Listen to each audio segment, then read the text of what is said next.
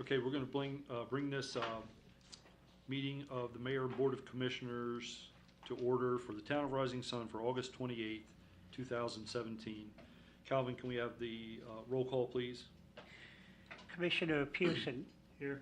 Commissioner Braun. Here. Commissioner Warnick. Here. Vice Mayor Offenreith. Here. Let the record reflect that all with the exception of Mayor Marion, who was called away for work, are present. Okay, can we rise for the Pledge of Allegiance? I pledge allegiance to the flag of the United States of America and to the republic for which it stands, one nation, under God, indivisible, with liberty and justice for all. Tonight, in lieu of the prayer, can we have a moment of silence and remembrance for Senator John McCain? He's a veteran who is very famous for being shot down and surviving years of captivity, and then went on to represent in the Senate, House of Representatives for years. He is a fine example of what a veteran can do and what a citizen should do for his country and his state and his fellow Americans.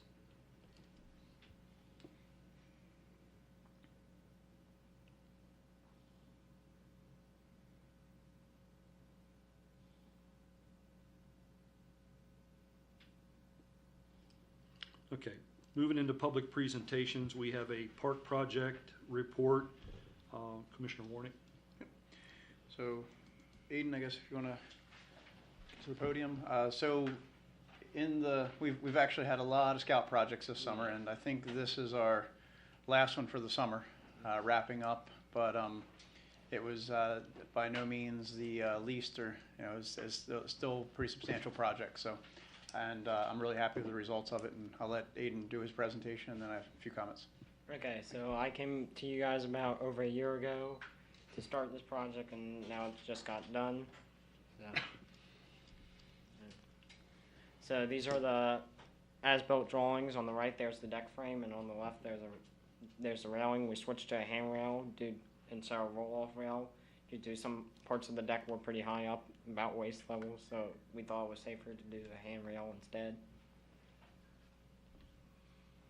And I raised funding for this project. I raised $1,650 from organizations around the area. I raised $140 from selling t-shirts to my troop. I spent $1,463.11 on materials. Ace Hardware donated the auger, and the town provided the truck decking and some of the lumber. Left over, I had $326.89, and I gave that money to Commissioner Warnick to help offset the cost of the truck decking. On the first day, we used the auger and some hand tools to dig the holes for the 4x4 posts, and we secured those, set the post in place and secured them with pouring concrete. On the second day, we made one of the frames, and we also laid out the 4x4 post and attached them that run the width of the decking and attached that frame. On the third day, we made two more frames and attached one of the frames to the existing awning platform. And yeah, that's it. On the fourth day, we pre-made the corner frame and attached the other frame, as well as put the corner post into the ground. On the fifth day, we installed the corner frame as well as put all the brackets and screwed in all the lag bolts to connect the frame to the 4x4 post laying underneath. On the sixth day, we did most of the decking, but we ran out of clips, so we had to run to the store. On the seventh day, we finished as much decking as we could because we did not have a saw on site to cut the boards that we needed for the corner piece. On the eighth day, we finished the rest of the decking on that corner piece, and then most of the rail. That night, we worked about till 11 o'clock. On the ninth day, we finished the railing, and that's when we completed the building aspect of the project. Overall, the project went very well. We had plenty of good help, good weather, and the materials were readily available. Having the support of my troop family and Mr. Warnick was very helpful in making this project able to be completed this quickly. Thanks to the volunteers who helped, especially Commissioner Warnick, because without his tools and his knowledge, it wouldn't have gotten done this quickly.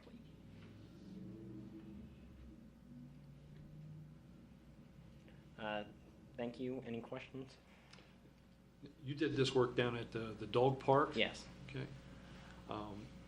I was going to ask you what troop you're with, but I see you're with Troop 92 out of Yeah. Calora. Yeah, I switched troops recently.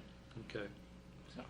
Well, Dave was showing me the pictures the other day. You guys did a Yeah. great job down there. We appreciate your family's help, and you guys put a lot of time into that, and a lot of fundraising. I was unaware of that. Commissioner Warnick was telling me the other day about the large number of funds that you collected.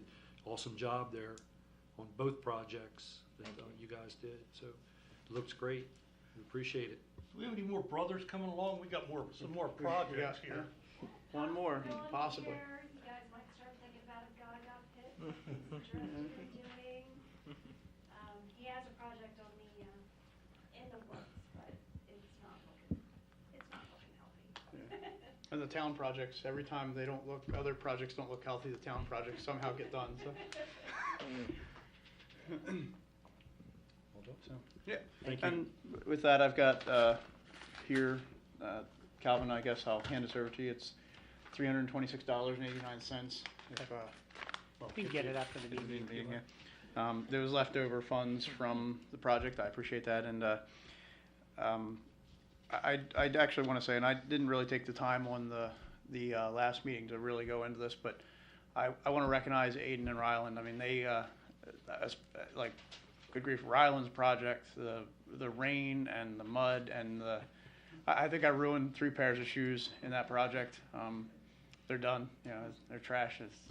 But Aiden, we lucked out on less rain, but somehow the ground was still just as muddy. I don't know how that works. Now you guys did a great job.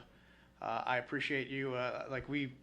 I hold these guys to a high standard. I mean, you trust me, they're shaking their head yes, because I want it done right. I mean, I'm real particular. I'm there most of the time and make sure that we do things to a very high standard. And my philosophy is if it's done right the first time, it'll last a lot longer, and they can bring their kids back someday and say, I built this when I was your age. So, and you know, they not only put up with it, they started to, I mean, like, it didn't take long, and they were themselves trying to hold themselves to a high standard, and I really do appreciate that. And so, Taylor, eventually, if your project falls through, you know, I'm sure we definitely have projects for you to work on, and we can, certainly the project you have, I think we could probably find a place for that if you want to do that. And to Eric and Joel, the parents, I don't think people can appreciate how much of a sacrifice it is. I mean, I think they're sick of seeing me, frankly. Matter of fact, I'm pretty sure it's like, it was like, no offense, but we really don't want to see you anymore this summer. And I can appreciate that. We have spent probably just about half the summer together working on stuff, and in a lot of bad weather and heat and bugs and everything else. So I really do appreciate the work you guys did.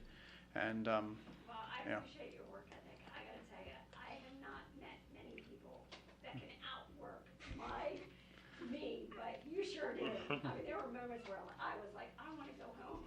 But you sure did. probably 11 o'clock About 11 o'clock. Yeah. Wednesday night, I think it was, yeah. Yeah. Breaking out the spotlights, changing the batteries on them because they're dying, yeah. Well, I appreciate all the hard work put into it, so thank you. Thank you very much. Thank you.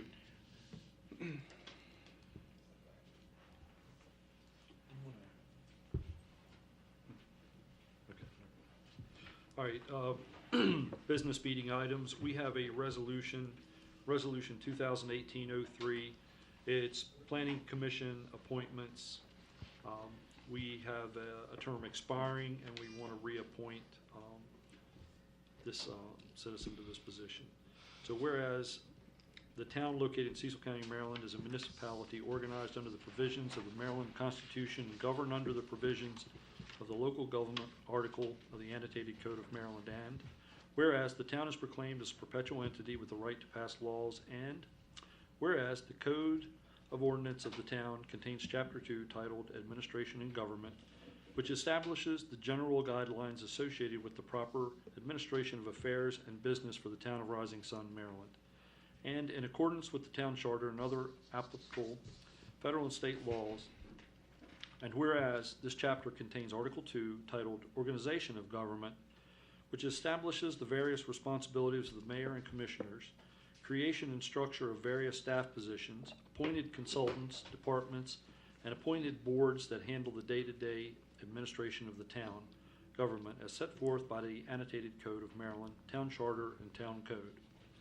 And whereas this article contains Section 2-209 titled Creation and Administration of Planning Commission and Board of Zoning Appeals, which further establishes the creation of both a Planning Commission and a Board of Zoning Appeals, and further establishes their membership, terms of appointment, removal, vacancy, meetings, rules of conduct, and records. And whereas the terms of 2 members of the Planning Commission has expired, and whereas the mayor and commissioners would like to reappoint one of the members, therefore the mayor and commissioners wish to reappoint Joanne Jameson to the Planning Commission and to serve in this position until June the 30th of 2023. Therefore, be it further resolved that the mayor and commissioners of the town of Rising Sun passed, approved, and adopted this resolution on the 28th day of August 2018. Do I have a motion to approve appointment of Joanne Jameson? I make a motion to appoint Joanne Davidson. Second. Okay, we have moved and a second. All in favor? Aye. Passes unanimously. Welcome back, Joanne. Thank you for serving.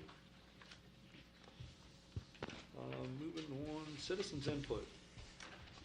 It's a blank sheet tonight. I missed time, but I just wanted to ask one question. Sure, could you come up so Yeah, we can get you sorry. on record and tell us your name and where you live and My name's Alicia Roush, and I live at 6 Louis Court in Okay. Rising Sun. I just wanted to follow up with the thing that we talked about the last time with the deeds. If you We'll be would- doing a presentation. You are? I'm gonna Okay, do a good. quick That was pre- my only Just thing. quick, some information. We don't have all of it. We have some information. Okay, no, that's awesome. And then I just wanted to say thank you because the roads did get started worked on today, and more police coming down and getting things done, and my neighbors were talked to, and that made me feel good. So I just wanted to say thank you and just to ask about the follow-up for that. So that was it. you're welcome. Thanks. Okay. Anybody else? Anything tonight for the good? Yes. We do not have any answers. Oh, you want to make a bet, buddy?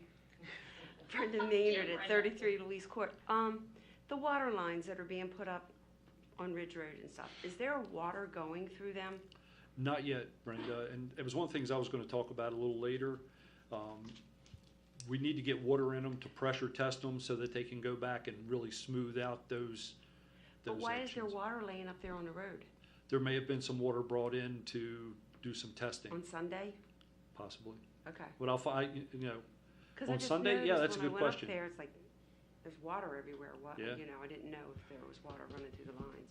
I'll look into it. Okay. Appreciate, but, you know, it was one of the things I was going to talk about. There was some concerns about the condition of the road up there. Oh, well, my And- son called twice because there was water bubbling out of the road Really? twice.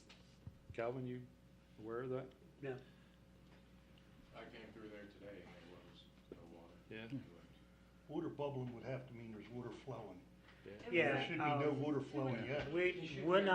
we're not connected to Chester's water line, so there's no way, the only water that would be in the system is any water that they might have brought in to flush something out or Right. test it.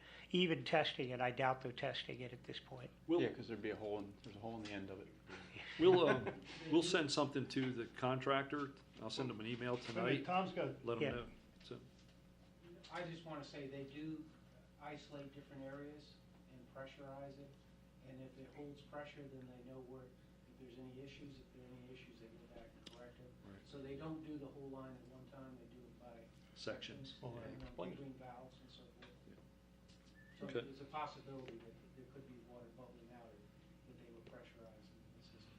Yeah. At our last meeting, that was one of the progress meetings. That was one of the things that came up was, we talked about the sections of road that the pipe been laid in and the refill was pretty bumpy. And that was the thing, they were ready to do some testing and then they can, if everything's good, they can fill that back in nice and smooth. So, staff reports, chief? I don't Okay. Town administrator? The only thing I wanted to do is, it sort of married up nicely at the last meeting when the residents from Valley View were expressing concerns about the condition of the roads. And if you recall, I had said that we had given Public Works a target goal of doing a certain square footage of paving and sidewalk repair. So that's one of the reasons why we were down at Valley View, is so that they could take care of meeting their quota. They were out there today, as a resident reported, and if I can get it to load, I just wanted to show you some pictures of what the guys were doing here.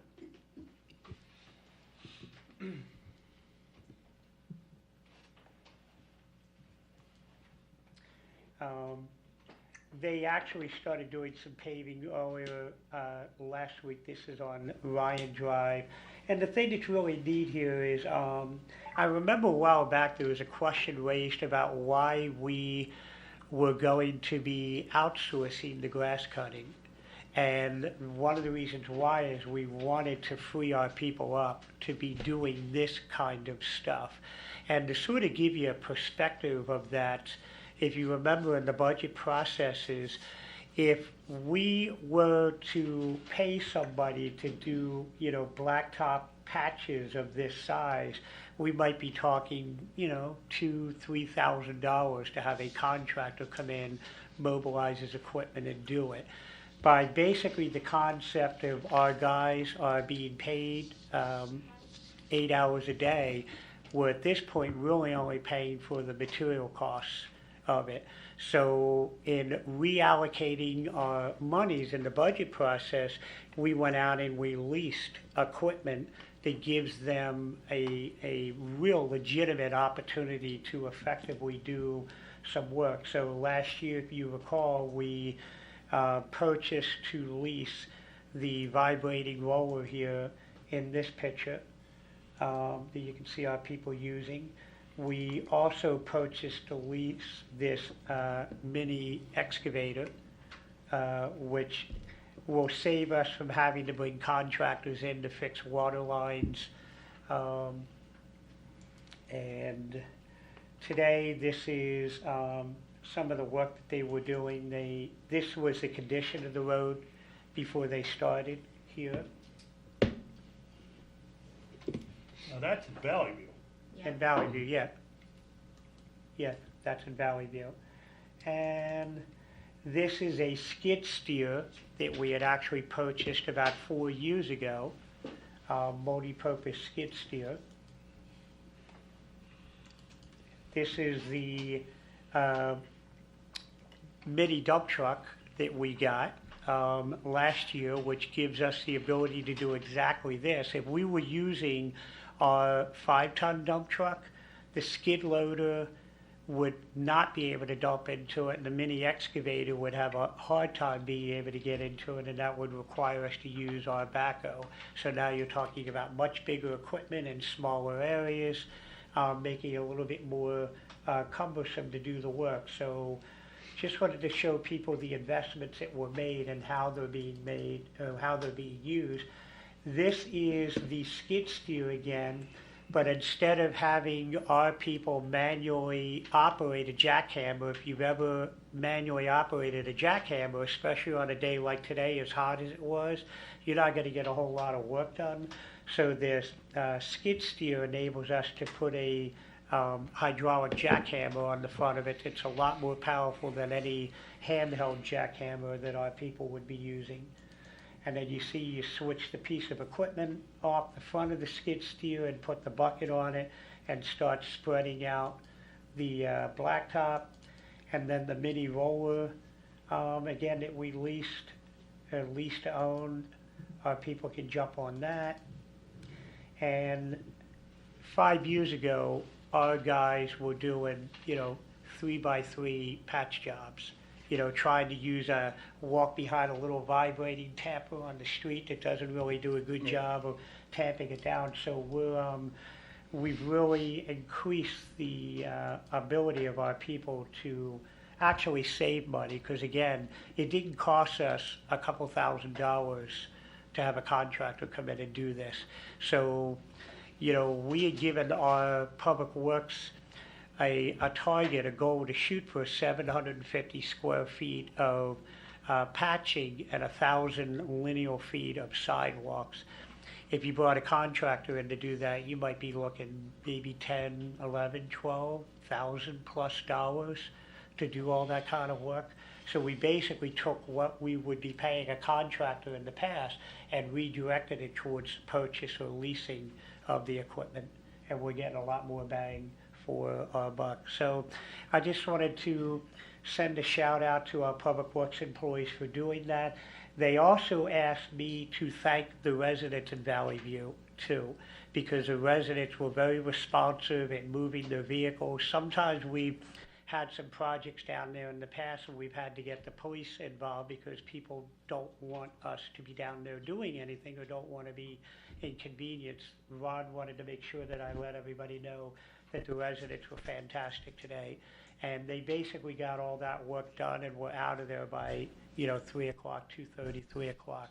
So that's the residents and our Public Works working well together to get this kind of project done. So thank you to the residents of Valley View.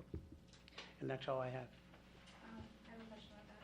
Are they gonna go, so will they finish the rest of it this week? The rest of the road repairs in Valley View?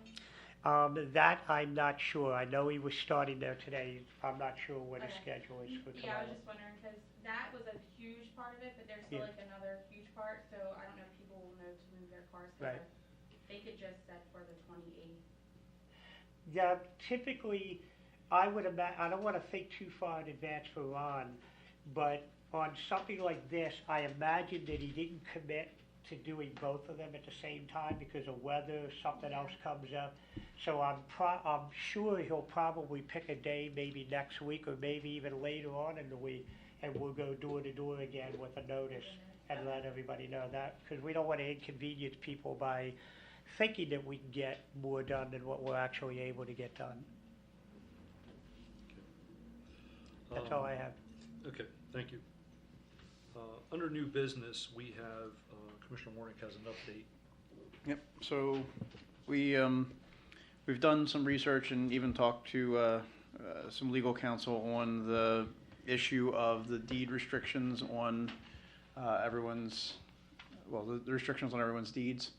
So I've gone back and I've actually found further that some of the people that it might appear at first glance that they don't have deed restrictions because they're not seeing them on their deed, but there's a clause in there that says reference this deed.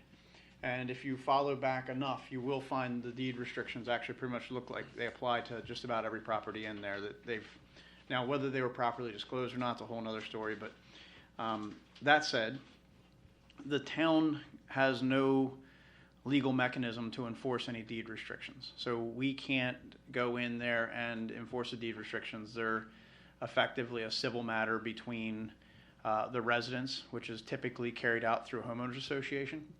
And given the lack of a homeowners association in Valley View, in a lot of neighborhoods in this town, we're still looking into see if we can find anything that establishes a homeowners association. But at this point, I haven't found anything that establishes it. Well, what kind of deed restrictions, what did you find that we're not supposed to do or whatever? So there were six. I don't have them with me offhand. There were roughly six things. It was sheds, fences, trailers, boats, etc. I think, didn't it actually say no chain link fences? Well, no fence. No No fence. fences at all, Yeah, actually. yeah. Huh? No antennas. I think that was one of the things. No antennas. There were like six different things. But there was things that were traded off. There were things that was really, it said it in the deed, but even though it was in the deed, when that development was being built, there was trade-offs made. Yeah, there were a lot of things of that development. So Corner was supposed to be a Yeah. fire hydrant, and down the middle section, there was supposed to be a playground, and neither one of those are there. right, well, yeah, and there's some weird things that happened. I understand, but there's some weird things. Well, that's not in the deeds per se, but there's some weird things that happened where the open space was sold. Right. So Anyway, there's some stuff we're still looking into. But that said, as far as the deed restrictions themselves, we have no mechanism to enforce them. We can't legally do it. However, in absence of a homeowners association, and I'm not saying I'm advocating this, I'm not saying it's pretty or anything, individual residents could take it upon themselves to effectively sue each other. I'm not suggesting this is a good idea, right? I'm saying this is legal channels that are effectively available. So if, I'll give you an example. Center unit houses, okay? At the ends, if people have fences that cut across that ingress and egress easement, then those people would have the ability to, the people that are in the center that are aggrieved by that, could collectively sue the in units to have the fence taken down or whatever, or probably easier just to try and work with your neighbor. But that's the legal mechanisms available. So does town own anything in Valley View besides the road and the sidewalks? The town owns the road. There's a section up between, what unit are you guys, you're like, 16. Yeah, but you're like the 20 block and the 30 roughly. Between 20 and 30, there's a real wide opening. And that piece of land through there is a public right-of-way, and it runs actually back behind To the back. your units, and then down a little bit the other direction is all public right-of-way. And then there's public right-of-way behind, Ms. Maynard, behind your fence, actually, is public right-of-way. It's private property, but there's an easement where we have to leave it open for a fire truck. Yeah, it's actually on the tax maps as public right-of-way, effectively. Can we post that private property for people that we do not want on there? I mean, seriously. I don't know. I mean, that's, we And can, then, we can look into that. At the very bottom, I don't know if it got confused, the opening that I was talking about, but number 59, the tenants that own Yes. the house, I'm actually friends with them, and I asked them, like, do you guys know if you own this spot? And they were like, I know that we bought, extra space of their yard that they bought, and they live. That was, that transfer was done in 1974. Yeah, it's not, they didn't buy at the very end, right here. There's houses here, and then there's opening here. They own just their whole corner yard, they said that they bought. They said that they do not own that. So I was like, Right. well, you should double check and see. Their title actually has them acquiring part of the land next to them. That part. Yeah. It's not next to them. Their house is here, Yeah. their end house. Then there's another end section with probably 6 houses, and then there's that opening. Right. That's open space at the very end. Next to them was supposed to be open space. Their Right. side yard was supposed to be open space. It was sold in 1974. Yeah, that they Right. bought, yeah. But Yes. I mean the part that's down here, what's that part? There's a little piece of open space past 71. Mm-hmm. Okay? On the right-hand side, there's a small section. However, when you get to the end of the road, if you go about a little bit more than halfway down that hill into where it kind of flattens out, and if you were to look up behind the townhouses to the west, okay, so up towards Town Hall, up the hill, Mm-hmm. and imagine a straight line down behind there and go straight till you hit the railroad tracks, and imagine a little like trapezoid shaped piece of land there on the right hand side. That little piece is open space. It's like probably less than an acre. Okay. Once you're into the woods, that is part of a separate subdivision. Okay. It is not town property. It is private property. That's like where the creek and stuff is. That is that's all like part of the Stevens Preserve. It is Okay. it is private property. Okay. It's owned by Stevens Homes of. And that's been that way for quite a number of years. I'd have to look back how far ago that was bought. Okay. But yeah. It clears it up some. Yeah, so Before they were effectively- saying about making it overflow, but if it's not even. It's open space. Yeah. Yeah. So again, the neighborhood could theoretically, I mean, you collectively as homeowners own that open space. Okay. So I don't know the mechanism for the homeowners to say, collectively I guess if 100% of the homes agreed to do something with that, you could probably do it. I would imagine there's probably a few at the end that probably wouldn't agree to that because they might not want to have parking right next to their house. So I don't know that you're going to get 100%. So I don't know what the threshold percentage is to do anything with it. Yeah. Right? Yeah. In lieu of an absence of a homeowner association. That's a real kicker. But the parking area, you know, the roads, the parking area, and probably, you know, it looks like maybe the curb and, you know, maybe it looks like it might be maybe a foot or so from the curb in would appear to be town right of way. And then up at the end, there's the town right of way. And then, as we talked about, but other than that, there's everything else. Those easements are private easements. They're ingress, egress easements, and we don't have the legal authority to enforce those. Again, they'd be a civil action. So, and then I guess if Louise Court or Valley View decided to do a homeowner association, that's something the whole neighborhood would have to agree on, or? I'm pretty sure you have to get really close. If not 100%, you have to get pretty close to 100%. I think it may be 100%. Like, I think everybody in the homeowners, I mean, in the neighborhood would have to agree to that. Every property owner would have to agree to that. Not Even though it's already in their deed that when they bought their house. the deed restrictions are, but the homeowner association's not. So, and again, I'll Let me point just out that was interject something. prior to me I don't being know how born. it is with Maple Heights, Yeah. but with Summer Hill, in our deed, it specifies the homeowners association and who the legal representatives are of the homeowners association. Yeah. Maple Heights the same way. Same way, okay. And after a certain percentage, typically, of construction, it's supposed to be turned over to the residents, and there's timeframes and everything, and they're supposed to have a vote as to who the representatives are for that organization, and then they establish everything, right? But in the meantime, it's like, I think yours probably still says Lowell McCoy. Lowell McCoy. Yeah, and that's been 90s, and it's never been. 92. Yeah, so they actually have a mechanism in their neighborhood if they needed to. They could move forward with establishing that organization. Except it was disbanded, it was dissolved years ago. Yeah. Right. I got a question, Jay. How come some of these things in our deeds, like boats, trailers and that stuff, was enforced and now all of a sudden the town wants to drop it like a hot potato?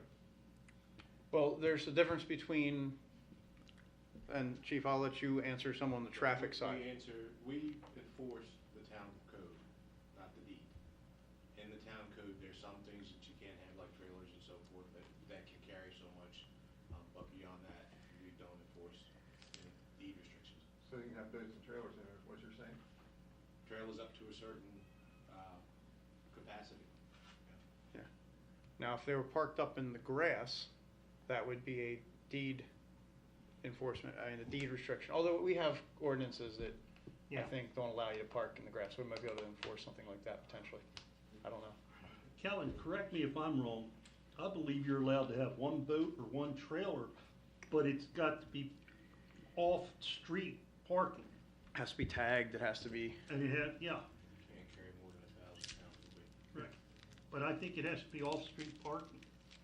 That you can put it in your driveway. But Well, you, there's no driveway. right. So you're, essentially, it would be against the town code.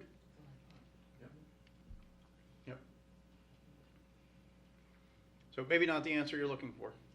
Well, no, I mean, it helps clearly clear, not. it helps clear something, so I think there's just a lot of confusion between Yeah. residents and, town, and it is confusing, because what technically is town responsibility and what's homeowner association responsibility, you don't know. And I don't think a lot of the residents down there know that, especially the homeowners. That's one of the problems down there. People buy the homes, they rent them out, and they don't care. Yeah. They move them in, and they don't tell them the rules. Yeah, and you don't So know. Mhm. They Some don't people- know, so Like the letters you guys put out for the, asking for the cars to move, even if there was, I don't know if you guys can do it or not, but even if there was just a letter going out saying, like, hey, just so, Valley View residents know, this is public parking, just maybe again, because a lot of the townhomes in there are rented out, so it changes over a lot, that people probably don't know or don't understand, so then when you have, unfortunate situations. There's something, and stuff. there's a point where we really can't dictate what you do, okay? We can enforce our ordinances and our laws. But as far as when you rent or own the house, if it doesn't give you specific spots, then it's all public parking. Right, but some of the deeds, like you guys were saying, Well, say that you so let's have take the fences and sheds, for example. Yeah. The town has ordinances around fences and sheds, right? So we could enforce those ordinances, but they're nowhere near as restrictive as the deed restrictions. Deed restrictions say no fences or sheds. We can't enforce that. I mean, the only way we could do that would be to have a, I think a good way to explain it is zoning codes is what the town can enforce. And a zoning code is a one-size-fits-all, so to speak. In other words, if we have a zoning ordinance talking about the height of a fence, that's going to apply to everybody. The town, in very, very few remote cases, would ever have anything to do with a deed restriction on it. Deed restrictions are usually put in place by the developer who feels that by putting certain things in place might make the houses more attractive to be sold. So they will, when they envision 60 homes in a subdivision, they might say, well, let's not have, and you see this a lot, you see clotheslines, subdevelopments are not allowed to hang their clothes on a clothesline. That's where you see no chain link fences, no fences at all, no sheds, whatever. Those are not things that are put in place by the town, a municipality, whether it's us, Port Deposit, Northeast, whatever. Deed restrictions are put in place by the developer as a way of trying to make the community attractive to somebody to buy. And that's why we can't enforce them. We have nothing to do with it. It really, in a It was more developer aesthetic. putting a deed restriction in, they should have created a homeowners association, but they didn't. Yeah. So, so I think that pretty well wraps up. Okay. Thank you. Let's go on to Commissioners' comments. Commissioner Pearson? Okay, I guess the chief and I have talked about it, and if you haven't noticed, there has been a greater police presence in Valley View. I guarantee you the commissioners have been in Valley View more in the last couple of weeks than we ever thought we would be. After we left one of the residents' house on Saturday morning, Commissioner Braun and I went all through the development, going over and explaining to her where a lot of the issues that you were just talking about, where they're actually located and all of that. So she understands a little better what you're talking about. If you've noticed, the boats and all are pretty much disappearing, okay? We will continue to enforce what we can. If you have a problem, call us.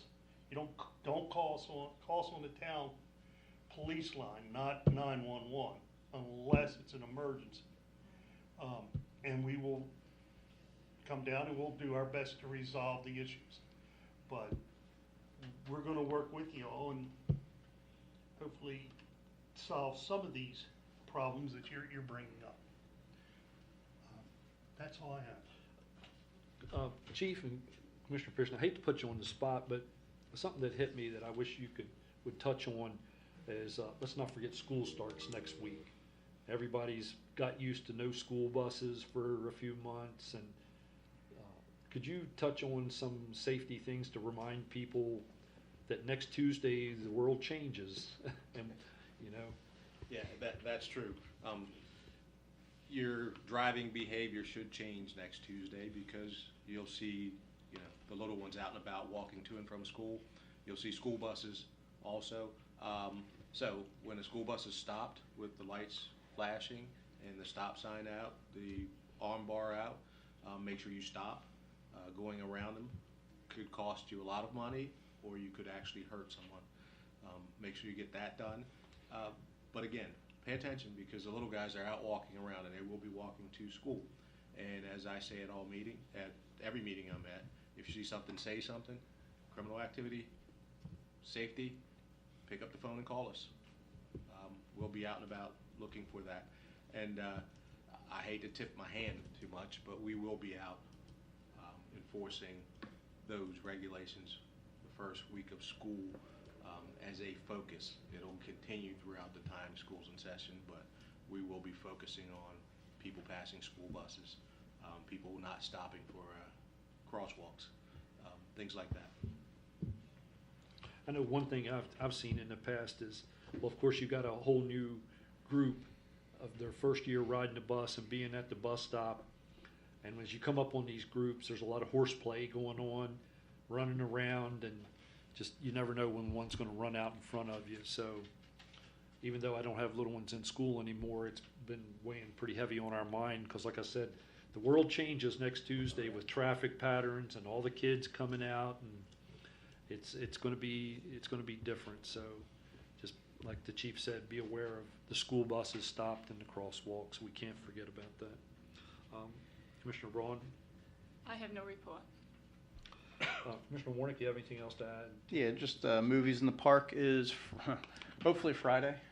Looking at the weather report, it's not looking so good. So if it does not rain Friday night, it'll be at Kilby Cream at 8 p.m.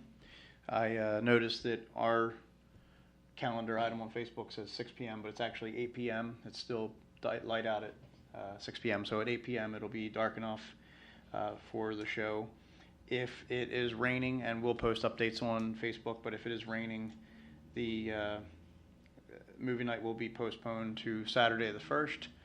The bad news is for that is it looks like it's supposed to rain both nights, so I'm not sure how this is going to work out, but it wouldn't be movies in the park if it didn't rain, at least one of them. So, with that, the only other thing I have is we'll hopefully be doing some ribbon cuttings here soon at the town parks. We're going to do like a walking ribbon cutting for the numerous scout projects.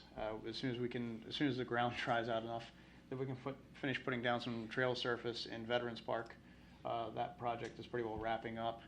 The dog park, we have one little section of boardwalk to finish, and that'll probably get done here soon, and a little bit of hand railing to finish. And there was a couple sections of hand railing that, talking to Calvin, we're going to go back and bring it up to hand railing rather than, it's just a little bit higher than we like. So we're going to go back and put some hand railing on a section that was done a few years ago. With that is my update. Well, speaking of ribbon cuttings, we all attended the ribbon cutting for Rise and Grind, the new coffee shop in town, a week or so ago, and we want to congratulate the Vanderhoff family. They had a line out here all the way up around the corner, and people waited because it wasn't just go in, get a cup, next. It's a different type of coffee shop than Rising Sun's used to, and saw a lot of different faces here. So just, congratulations to the Vanderhoff family in this business. And I've stopped there in the mornings on the way in. There's people in there at 6:30, 6:45 in the morning. So things are getting off to a good start. So congratulations to them, and we were very proud to be part of that day. As I said about the water a little while ago, we had a progress meeting Tuesday. Seems like things with the water line are going smoothly. The weather's been cooperating lately.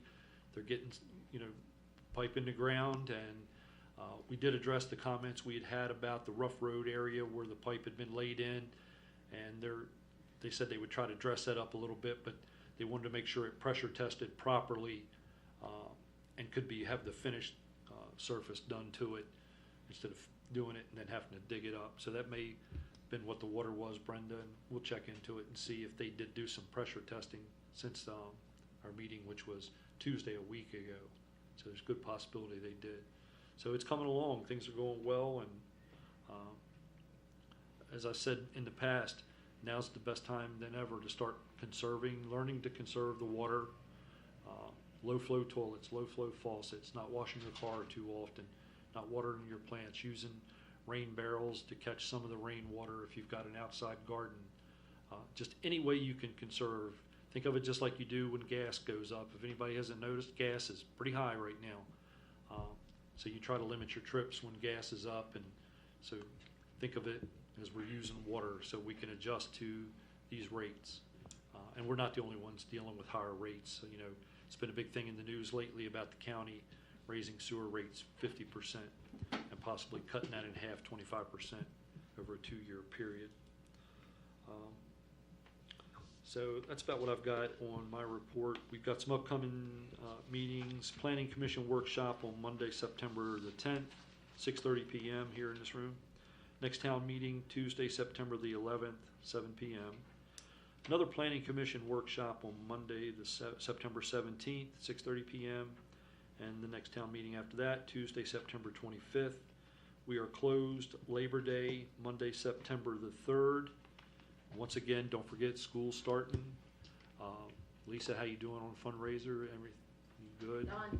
Yeah? 1,503 kids. Excellent, excellent. I'm sure there'll still be more needs, but at least they're getting off to a great start. So just watch out for them because they love to walk our streets, and there'll be a new batch out this year, new first graders and stuff. So, Tom, do you have anything you want to bring to us tonight? Okay. Anything else for the good of the organization tonight? Any comments? I'll make a motion to adjourn. Second? All in favor? Aye. Aye. Meeting adjourned. Thank you for coming out tonight.